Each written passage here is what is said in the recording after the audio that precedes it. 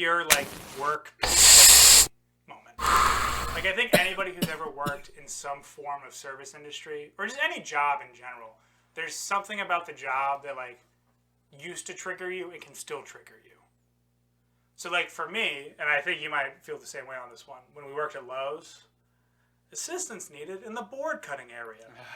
If I'm at a Lowe's to this day and I hear assistance needed in the board cutting area, I, like, start getting sweats. Like, I'm like, fuck, no, I'm not doing it. Mine is beep, beep, beep, beep.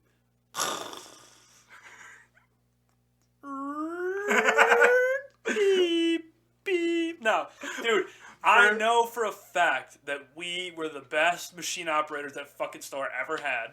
Yeah, for anyone who didn't understand the noises there, that was the sound of somebody crashing a forklift and then trying to sneakily hit and run with a forklift, which you'd be surprised happened quite a lot. A lot. Like, a fucking lot. It was surprising to me that we were, at the end of it, like, just the only two that could really drive a forklift. At all. Yeah. Like, let's be honest, you were way better with the Star Wars. Yeah. I loved that fucking thing. I love the Star Wars. Yeah. It was so much fun. And I was a baller with that fucking forklift. Mm-hmm. Just a fact. I was efficient as fuck. I still remember one night we were working, like, an overnight shift, and I was at, like, the other end of the store trying to get the other one. Oh, fuck. And you were working in lumber, I was working in garden, which are opposite ends of the store. And then I just hear the worst crashing sound I've ever heard in my entire life. Like, it sounded like someone was dropping bombs. Yeah. And I just heard you yell, fuck! And I was like, oh my god, he dropped something on himself. So I sprint all the way across the store, and it's just you sitting there, like, rubbing your temples with, like, a whole bunch of, like, 2x4s on the ground, and you're like, one of the bands fucking broke. And, like, and I was like, you're okay? He's like, yeah, can you pick them up? Like, I was like, yeah, cool. Oh my god, that was so annoying, dude. I remember that shit to this day. Mm-hmm. They fucking band those things so goddamn tight, and then they wonder why. Yeah. It just takes just to keep it in place. Yeah, you flick that shit and pop! And then everything falls. Fuck those people.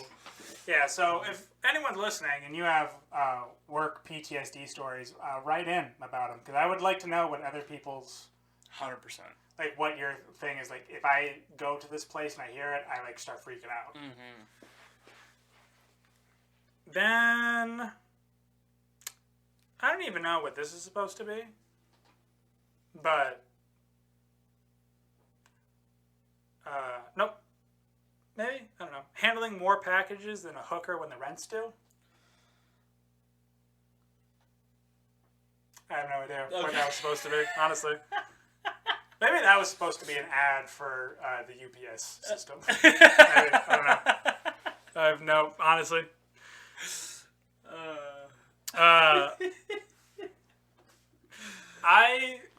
We've talked about this for like a quick moment on the cast, but I think I want to get sober for like a good chunk of time. Like I'm talking like at least like 5 years, just totally clean.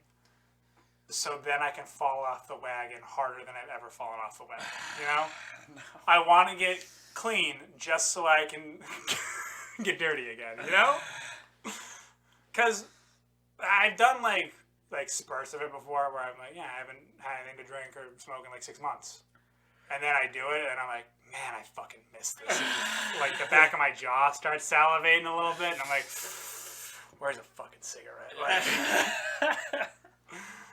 Like there's no, as someone who definitely has like an addictive personality, there's nothing better than quitting something and then getting back on it. It is, like the rush you feel is so great. Oh my god, yeah. So I think that's going to be my plan, is I'm going to get sober for 5 years, really clean up my life, and then just throw it all away. Wait till you have kids. Oh, even better. Something to lose. Just really work all the way up. It's like, hey, I wanted this fall from grace to be a real long one, so... Oh, God. Sorry, Alice. What else? Oh, I got into a car accident with a U.S. Postal Service member. Mm-hmm. We've already talked about it. For the people, the story goes that I was at work and one of my coworkers had biked to work because his car is broken, and it started snowing, like pretty hard. So I was like, throw your bike in the back of my car, I'll drive you home. So we're driving home, we're just kind of chatting, and then there's a postal service vehicle at a stop sign delivering a package. I'm going maybe 15 miles an hour. I start hitting the brakes, wheels lock up. I start stomping on the brakes, keep fucking sliding. I hit into the back of him. No damage to my car. There's a little like aesthetic dent to his, but other than that, everything's fine. And the worst part about it is like, you know how like when you get in a car accident, it happens so quickly that you're like, fuck, and then like all of a sudden, like even a couple seconds after it's over, you're like, yeah, okay. This one happened so slowly. I went through all of that before I even hit the car. Like I was like, fuck, and then I just knew I wasn't gonna stop it, so I was like, God damn it! Like I was just like defeated by it, like because I'm like, this isn't gonna hurt anybody. It's just gonna be annoying to deal with. Yeah.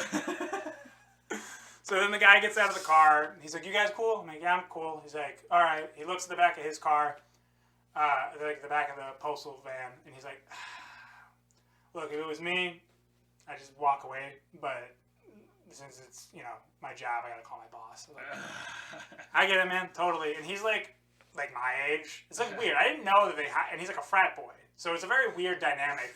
I didn't know that postal workers came like this. Where he's like, man, I just put in my 2 weeks and I'm going to go down to Cabo with my boys for a few days. I was like, cool. That's a weird thing to tell someone you got into a car accident with.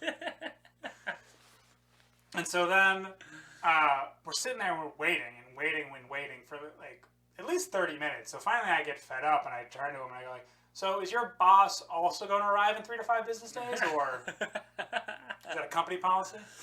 So the woman shows up, like the boss. She like looks around at everything. She starts taking pictures and she goes like, "Thank you so much for waiting. I'm sorry, but I'm gonna have to call the police to put in an incident report." And I was like, "Get it? Totally understand. It's fine." So then the police officer shows up, and I like turn to my coworker. I'm like, "Will you chant FedEx with me?" And he's like, "Why?" I'm like, "I want them to think it was a hate crime." Police officer just comes up like, "FedEx, and I'm like, "Trump should have gotten rid of you guys," which would have been tough because the boss was Hispanic, so that would have been real bad looks. But the cop comes up, he takes everybody's information. He goes back, and then the woman comes up, and she's like, "Thank you so much for being patient and waiting." And like in my head, I'm thinking like, yeah, what was the other option? I like commit a federal crime by assaulting federal property, and then drive off because I didn't want to wait to fill out a police report. Like, I'm like, it's a dent in the back. I didn't kill somebody. Like, what do you mean? So I just thought it was weird to like praise somebody for just doing like, I'm not going to federal prison. Yeah. Because you know what's fucked up though? Like, you're gonna have to pay more insurance on it now because they had to, they had to report it. But here's the thing: the police don't report it to insurance companies. It's the U.S. Postal Service that would have to, and I haven't heard anything from my insurance agency yet. And she has my info, so. So what they're supposed to do is like if the cop is a good guy, they actually I think they are supposed to. He gave me the incident report number. Yeah. And he's like, if you need to, you can send it in to the police or to the insurance company, but I still need to fill out the report, so I can't just send it in myself. Because I got pulled over in Mass going 42 over, and they hit me with a huge ticket, and that would have been like my license would have been gone, and nothing ever came of it. Hell yeah. Nothing ever came of it. It was clearly like, you're going to prison. It was 45 over on the highway, like darting in and out of people. Like I was fucked in a Jeep. Like in a Jeep, that's even better. Yeah. So just fucking ripping it up on the highway in a Jeep. Yeah, I don't know. I was going to a game. I was fucking late. Just roll down the window. You're like, "Look, I'm sorry." Just throw a couple of Benjamins out the window. And you're like, "I can't do this. I'm late." And then just fucking kick him out of gear. He was so nice though. Like I knew I was fucked, and he came up, and I'm like, I'm literally like, my pants are unbuttoned because I was too fat. My belt was restricting me. My tie was fucking loose. Like, my shirt had like fucking like, I missed like 3 buttons because I was like getting dressed in the car. And it had been 2 hours, so like, that tells you my mental state. And he comes up, and I just had like my head in my hands. And, fucking like, I know, and I'm sorry. And he goes, "You're sorry?" I'm like, I'm sorry. And he goes, "Sir, you seem a little overwhelmed. Is everything okay?" And I was like, "I'm late for a game. I know this is a ticket.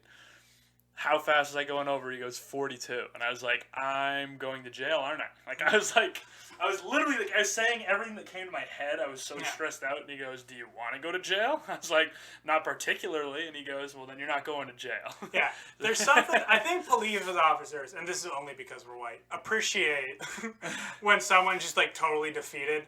Like, when you come up and someone's like, "Why'd I get pulled over, officer?" And this is just for white people, like, specifically. Like, when someone's, like, really bitchy, he's like, I don't know, was I speeding? And you're just like, you got me. That's fair. You got me. I don't know what else to say. I don't know. I can't deny this. No. You very clearly got me, sir. So, well done to you. Give me the punishment I deserve. And they're like, "You know what? Just because you'll admit it, sure, I'll let you go." But, like, as soon as you're like, "I don't see what the fucking problem is here," they're like, "All right, well, now I'm gonna..." I love it when they walk up to it, the book, and they tap your car with it, or they put it in their hand, they slap it around. That's somebody that's making a decision. That's the modern day equivalent of when a Roman emperor would hold his thumb out sideways and go like, "He died." And everyone's like, "Yeah!" The cop tapping his hand with it, and he's like, "You're gonna wait a day." And you're like, "Yeah!" Yes! But so then, like, the woman is like being like super appreciative, and she's like, "Thank you so much. I really appreciate this. I just need some information from you for the insurance stuff." I'm like, "Yeah." So she's asking questions, and my coworker, of course, doing like the stupid guy things, like, "I think she likes you." I'm like, "What?" He's like, "She's like, thank you for like all the information and like, like, what's your number?" And I'm like, you know how funny that would be if you got into like a car accident with somebody and started flirting with them while like you were exchanging information. It's like, "Yeah, so I'm just gonna, sorry to do this. I'll need the last 4 of your social and what date you're free next week. Can I get your phone number and your date of birth?" And oh, you're a Libra? You don't say. That's crazy. That's, oh my god. I love your visual cues. Yeah. Visual cues, those are for you. Everybody else at home, know that I'm going pretty hard for this baby. I'm breaking a sweat. And so I was telling my friend Nickley about this yesterday, and we started talking about, like, would it be funnier if it was the guy who got hit? If it was the person who got hit that started flirting with the person who hit them, or would it be funnier if the person who hit that caused the accident was flirting with the victim? And because if it's the guy who caused the accident's flirting, it's definitely going to be like some dude who like gets out and immediately starts blaming somebody, and it's like a hot chick, and he's like, "What the fuck?" He's like, "Oh my god, are you okay?" I'm so, like, traffic out here is crazy, right? He's not going to take blame, but he's not going to put it on her anymore. There's no like, "What the fuck are you doing?" He's like, "Man, I get it. Like, these streets are tough to drive on sometimes. Anybody, it's going to happen to anybody. I totally get it."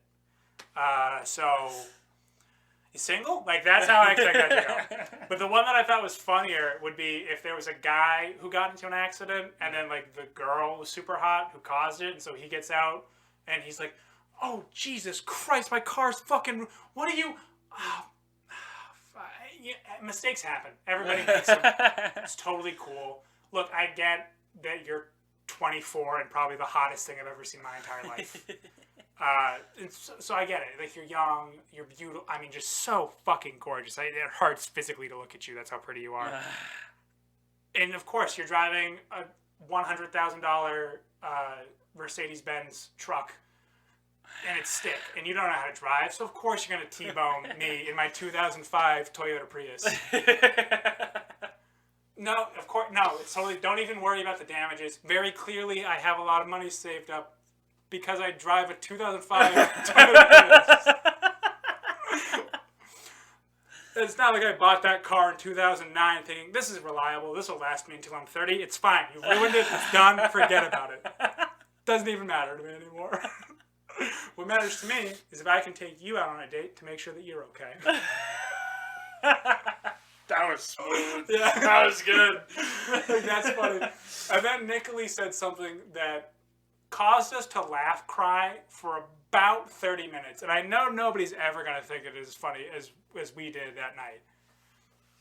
But she just, like, while we're, like, laughing about this and we're talking, she goes, you know, they should let baby sit in the front seat again. And I was like, excuse me? And she was like, yeah, like, what's the worst that could happen? And then there was silence for a few seconds. And then we thought about it.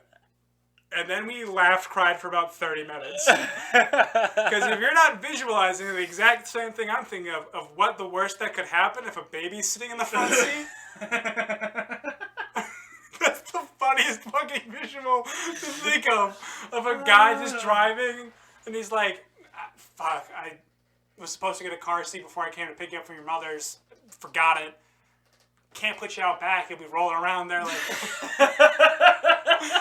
Like I have a loose bowling ball back there, so I'm gonna put you in the front seat. And then you just have like a toddler sitting in the front seat, and he's just sitting there. He's like, "Hey, you know what? I thought this was kind of stupid at first, but I like having you. I kind of like having you sitting up front with me here. It's kind of." And then he just rear ends somebody, and the kid goes flying into the windshield.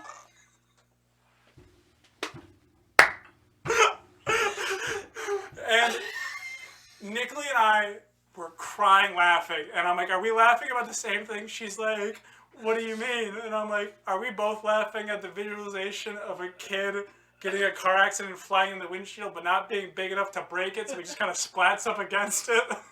She's like, yeah. And I'm like, that is so, it'd be like throwing a burrito against the wall.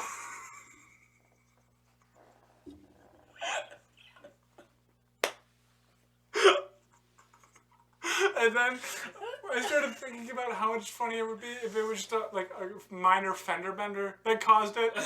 So like a baby just sitting in the front seat, and like say you're parallel parking, you actually bump the car in front of you, and then just a woman comes out with groceries, she goes, I left my baby in the car! But from inside the car, as soon as you tap the back, it just fucking zoomed! Like a potato launcher. And then the inside of the car, of course, just looks like somebody took a gallon Ziploc bag full of spaghetti and just fucking hucked it.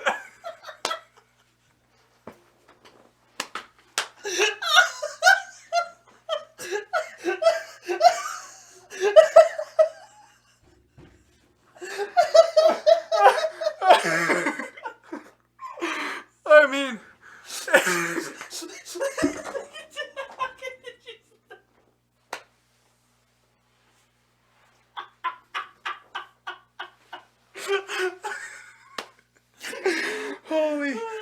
Holy shit. I mean, it really just hits you in a way. Because you stop laughing and then you think about it again and you go, fuck, that's so funny. Oh, Jesus Christ.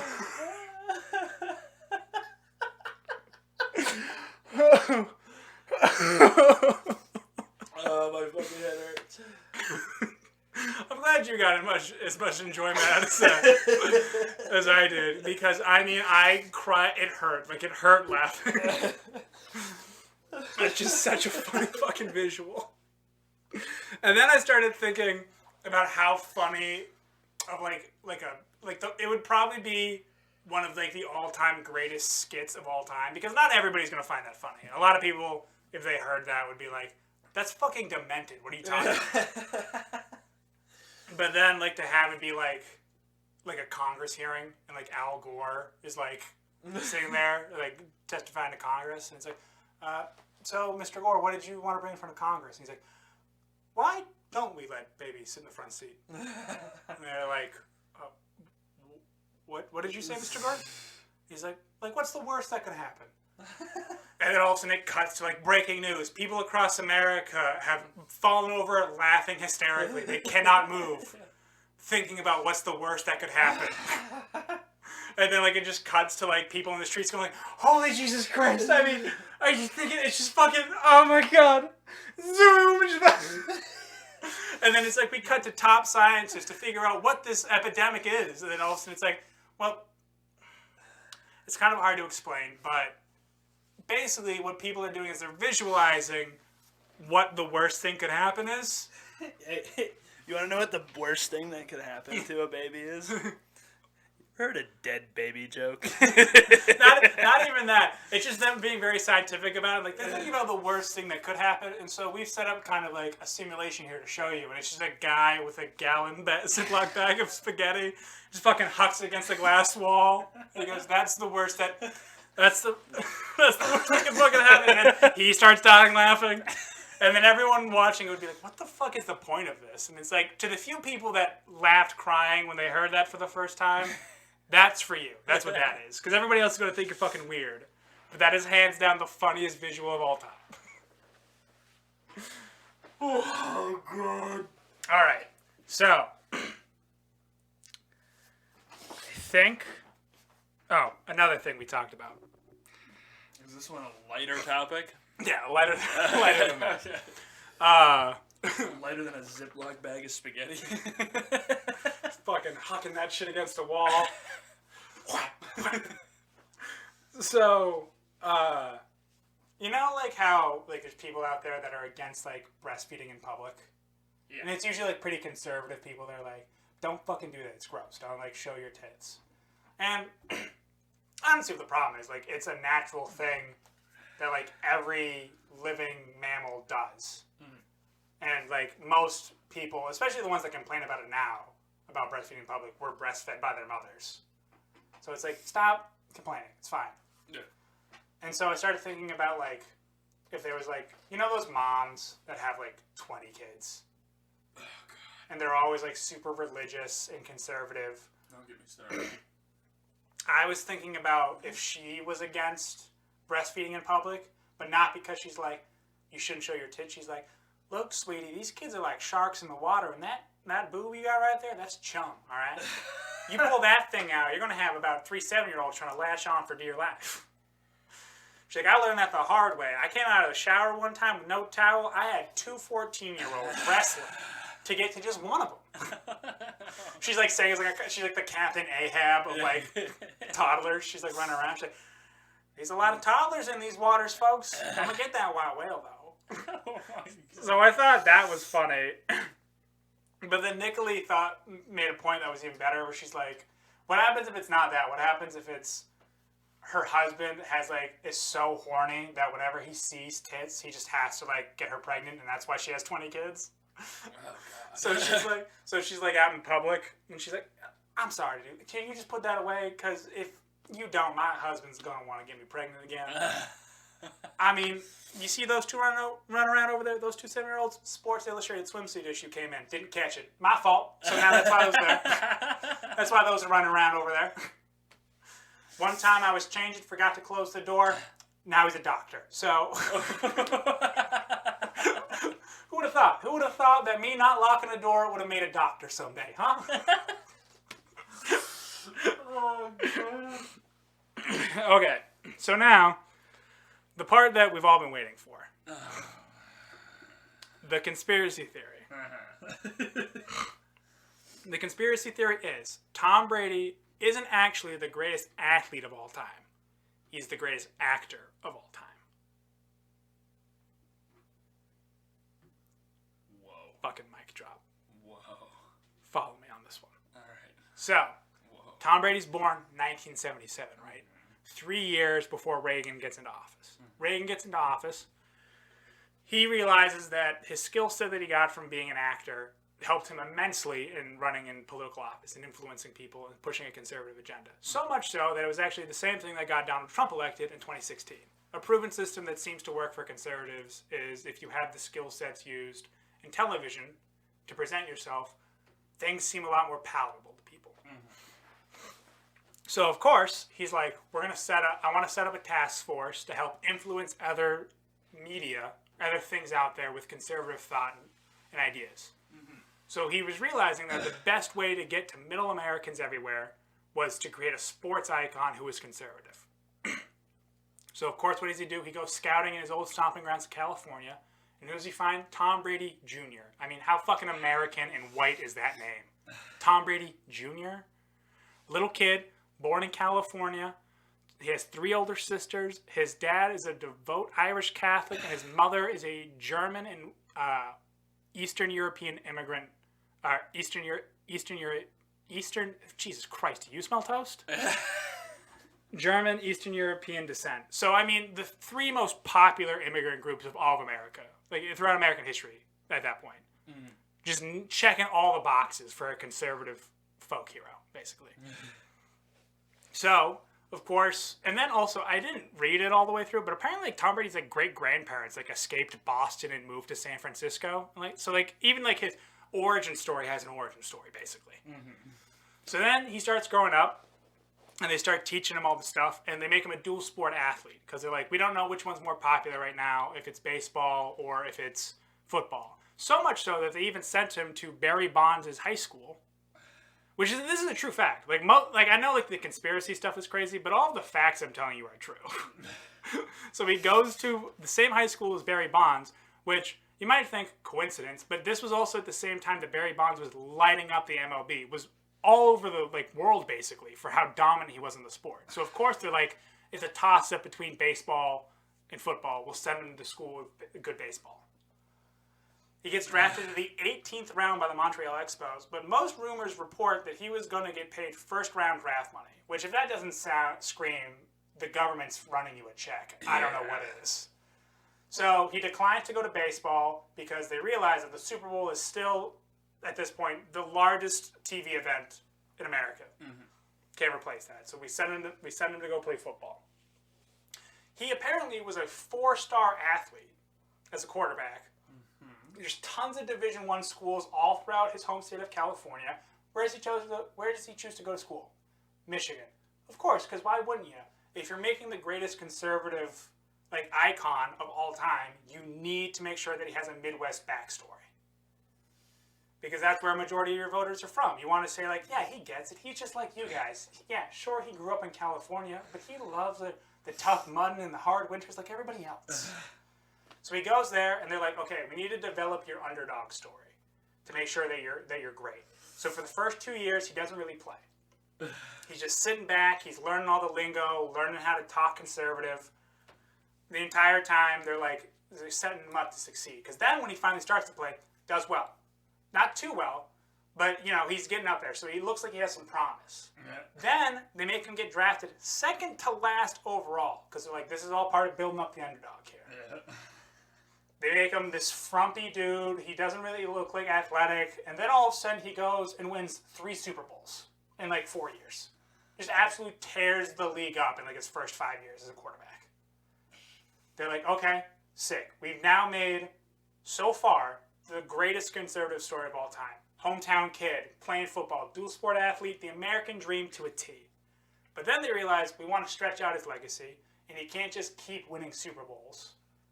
So we got to, like, kind of put some breathing room in here, let other teams win for a while. Because if he just keeps winning, everyone's going to be like, he's cheating. So then 9/11 happens.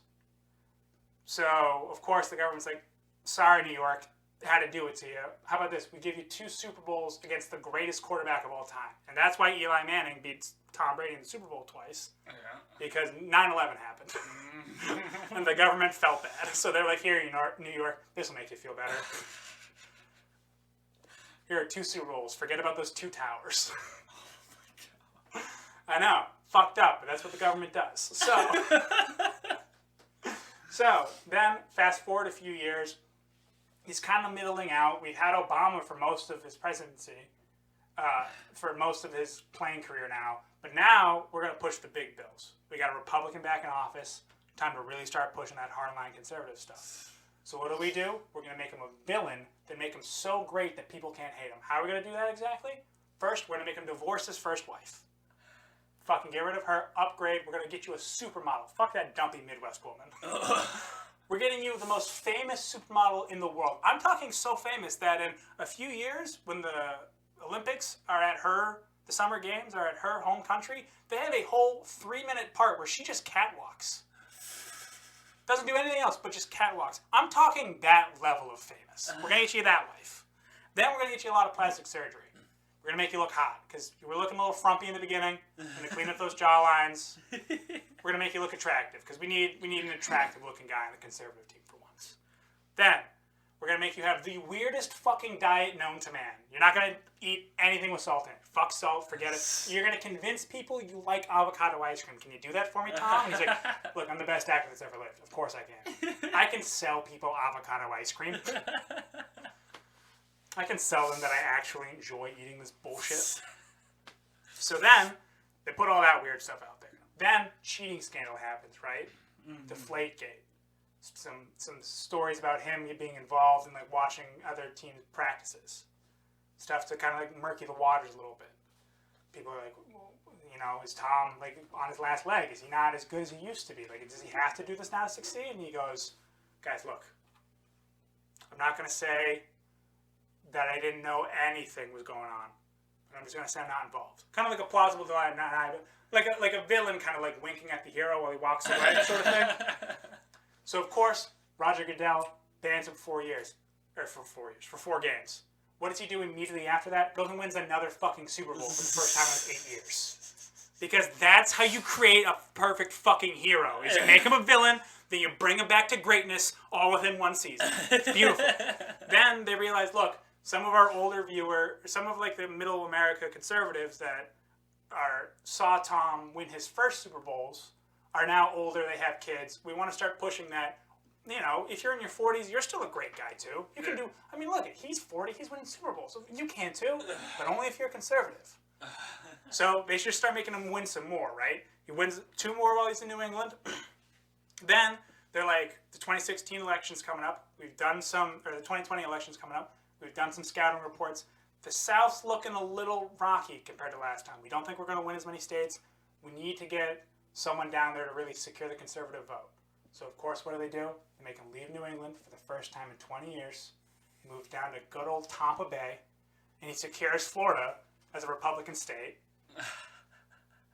And he's going to be down there for a while now, trying to make sure that when 2024 comes around, that all of the South is united around the fact that the greatest quarterback that has ever lived decided to move to Tampa, and he loved Donald Trump. Those are the 3 things you got to know about. That's the only thing that they'll care about. That's the conspiracy theory. That all of Tom Brady's greatness has all been orchestrated in the back from a crew of Ronald Reagan sympathizers all the way back in the 80s.